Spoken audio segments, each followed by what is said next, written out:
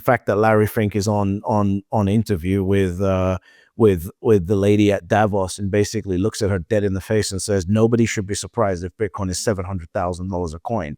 The question is, could you see a 2 or 5% allocation? I was with a sovereign wealth fund during this week, and that was the conversation. Should we have a 2% allocation? Should we have a 5% allocation? If everybody adopted that conversation, it would be 500,000, 600,000, 700,000 per Bitcoin. Like if you're sitting there and you hear that and you go, oh, maybe I should buy more real estate. You're just a moron. Like you're just an idiot. Like there's at some point, the beautiful thing about Bitcoin is that I realized when I first got into Bitcoin is that Bitcoin has had the biggest hearts of anyone in any investment I've ever met. And I've met people in equities, I've met people in gold, real estate, right? Bitcoiners have the biggest heart because the reality is that when it comes down to this, nobody gives a shit about you.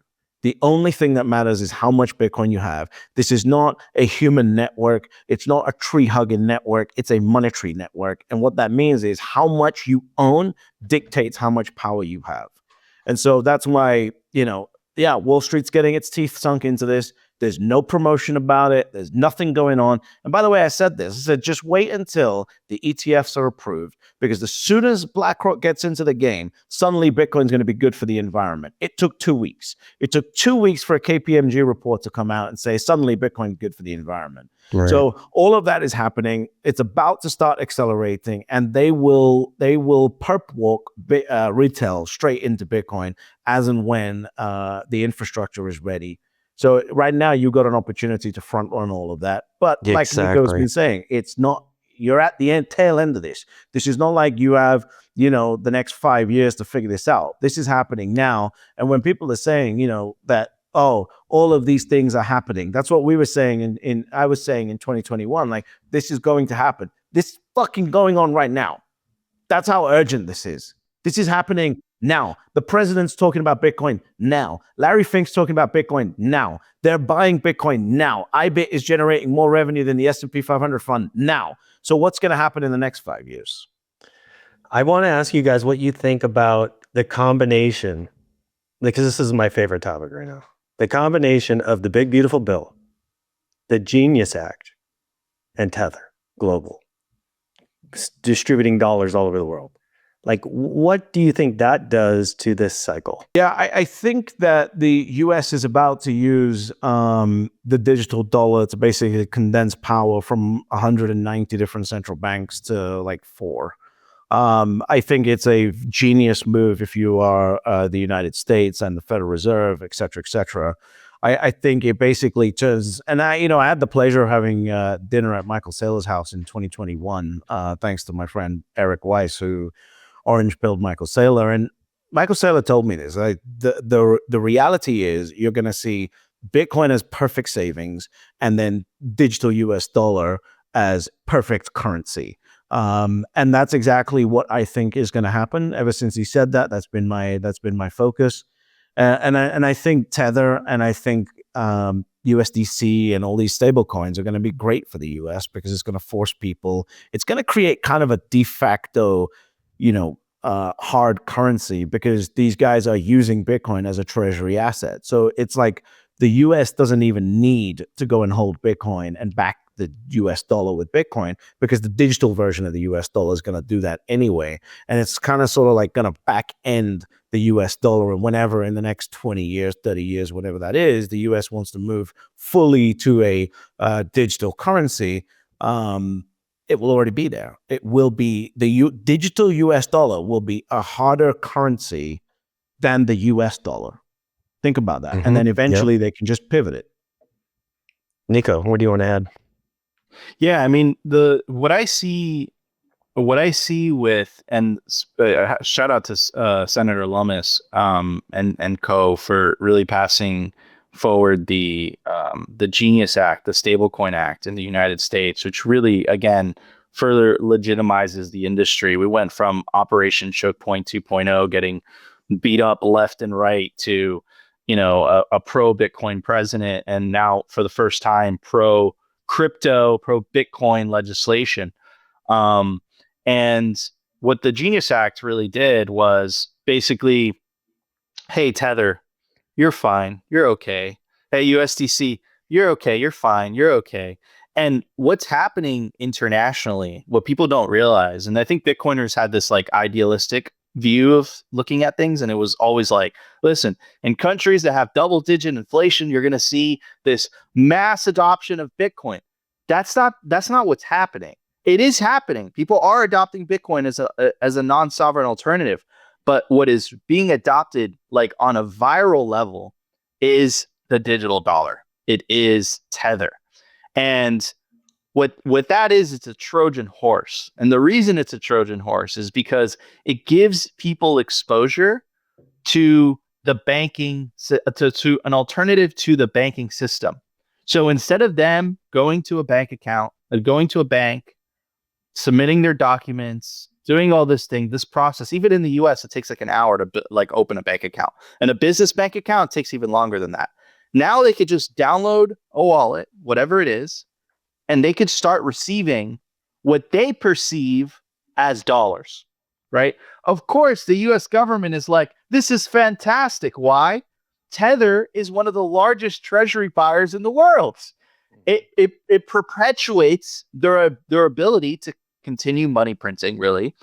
And now they're essentially using stable coins to essentially propagate this worldwide, internationally. So it benefits the Tether people, which, by the way, are hardcore Bitcoiners.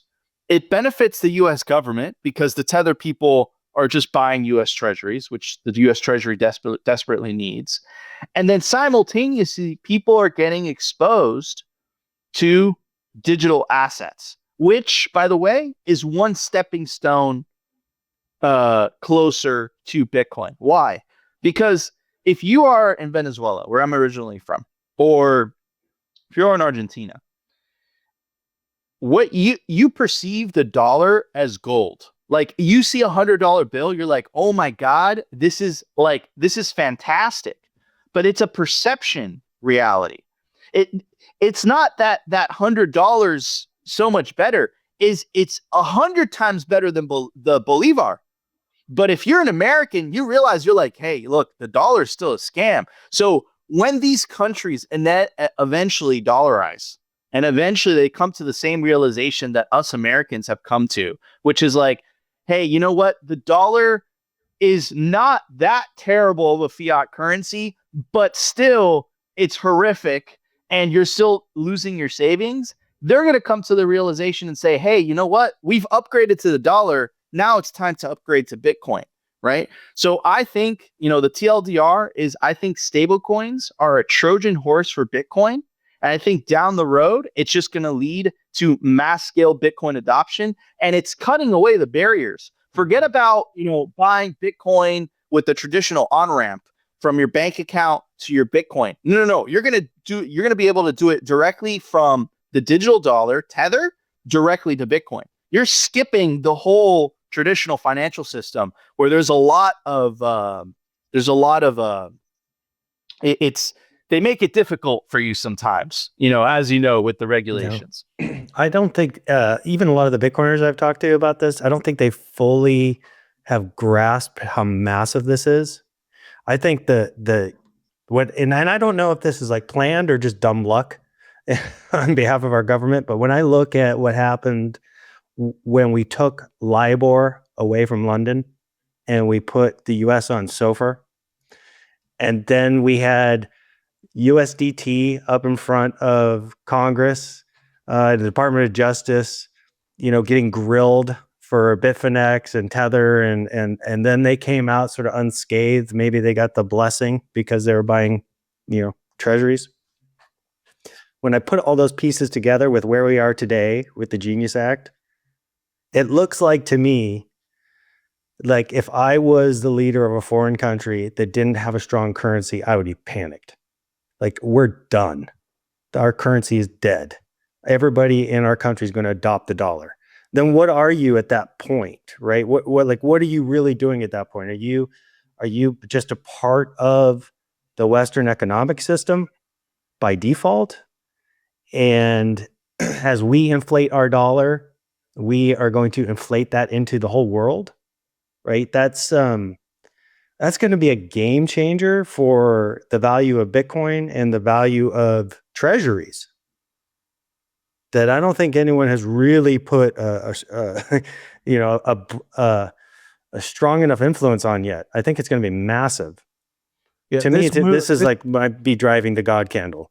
What do you think, British? This move started after World War II, right? For the US, and this is like the culmination of this opera, because this is going to basically turn every foreign country leader, like you're basically like a department manager now, Right. you know, for the US, because your country is basically like doesn't give a shit about your currency, and if your currency is power, well, you have no power anymore. And now the power is basically centralized in the United States, and we can do monetary policy everywhere in the world with a click of a button. The thing that Nico said that was very important was that you're basically circumventing the financial industry, but the reason why it's going through is that you're circumventing the financial industry without circumventing the United States. And that's why it's being supported by the government. That's why, because the banks have been a pain in the ass to the government as well. So what they're basically trying to do is trying to rug the banks, rug everyone so that they can centralize power at the Federal Reserve here, and the US Treasury. And that's why it's being supported, because Tether allows that to happen. Right. And this actually, you know, if you're sitting there going, okay, like, for example, I'm now considering, now that Tether's moved its headquarters over to El Salvador, El Salvador just became a much bigger player than it ever was, because now that's fully protected by the US. Not only are we housing, you know, prisoners paid for by the US there, but now the main buyer of US treasuries is now housed in El Salvador. El Salvador is a fully protected state by the US at this point, as far as I'm concerned. That's if they don't move their headquarters to the US at some point, which they may be demanded to. But the reason why this is working is because it's pro-USA, and this solidifies US power against BRICS coming up, all these other things that are coming up. BRICS is going to be taken apart. All the news cycles about how great the BRICS was, that's all going to be taken apart with tariffs. This is guaranteeing American supremacy for the next 100 years, and it's a fantastic opera to watch, because it's an instant rug, like you said. It's why the EU is clamoring for a digital currency as quick as possible. Yeah. It's why they're all doing it, because at the end of the day, the world is about to be dollarized, and you're about to rug power from all of these other countries that thought they were going to get smart against the US. You know, and I always found it fascinating when I hear people talk about how this rising power of China is going to do this, that, and the other. It's like, well, 85% of world trades in US dollars. And if you're telling me that the US doesn't have the ability to finance, by the way, the US backed by British financial institutions as well, because we're pretty much in there as well. It's like, if you don't think these Western powers have the ability to rug everyone else in an instant, you don't know how powerful the US dollar has become. And we're about to get a front row seat to that. And the beautiful thing about it is it's going to be backed by Bitcoin. Yeah, well said. Nico, anything you want to add to that? Yeah, I mean, I think British Huddle hit the nail on the head. This is dollar supremacy worldwide. They essentially have figured out, using the stablecoin, stablecoin tech, basically, to essentially dollarize the world. And British Huddle said something like on point. This is why Europe is freaking out. They're having a freak out right now. They're basically saying, like, look, this is a threat to our sovereignty. In a way, like, that's true, but also in a way, it's like, instead of reacting like, kind of market driven, like, this should, I should look within myself as to why people want the dollar, right? They double down on this kind of top down, let's just force people into CBDCs using coercion, and hope that people, to use Christine Lagarde's own words, hope that people don't use the escape valve, right? And it's terrifying to them. It's terrifying to them because that gives the U.S. government a tremendous amount of power over these European countries. Now, where I think they're kind of miscalculating is what's happening is money for the first time is experiencing free market forces, right? So before it was just a monopoly. Like if you lived in, in Venezuela, if you lived in Argentina, you were essentially forced by the government. They tried to, right? But you were essentially forced here. You have to use the Bolivar. Of course, there was black markets and stuff. But what Tether allows is it allows anyone with a smartphone to basically get access to dollars, right? So even if you're in Europe, and you're a merchant, right? And for whatever reason, the euro is experiencing some type of inflation. As the merchant, you're going to just say, you know what? I got to run my business. I got to put food on the table for my family. Like, I'm sorry, I'm just not going to trust the dude on TV with the suit telling me it's your patriotic duty to use the local currency. I'm not going to believe you. If I have an alternative to use a currency that's stable, that allows me to be able to run my business, I'm not going to listen to you. And that's why a lot of these bureaucrats are freaking out. It's the movie quote, I know it's a little bit cliche. It's like, they can't handle the truth, right? Like, these are people that are they've had so much power that they've been able to define what money is. What they forgot is that the market defines what money is. It doesn't matter how much authority you have as the Bank of International Settlements or as the European Central Bank. Fundamentally, at the end of the day, the people on the ground are going to get to determine what is the better money and what money they want to use. And the more coercive you become, the more totalitarian you become and try to force people into using a money they don't want to use. We have a great example of that, Paul, right here off the coast of South Florida. What happens in Cuba? People literally risk their lives to get on a raft to go and seek freedom. What happened between West Berlin and East Berlin? What happened? People were willing to risk their lives and jump a wall to seek freedom. So coercion doesn't work. And that's the only tool they have left in order to try to force people into using a money they don't want to use. So you've heard Bitcoin is the new gold rush by now. As world leaders on all sides have endorsed it as the future of money, and now you're looking to get started, we'll show you how. It's actually easier than you think. First, go to your nearest Byte Federal ATM and turn your cash to coin. Byte Federal has over 1,200 locations around the country with the highest daily limits. Go to our website, bytefederal.com, to find the nearest ATM to you. Log into any wallet, then create an account, deposit your US cash, and instantly convert it to Bitcoin. That's it.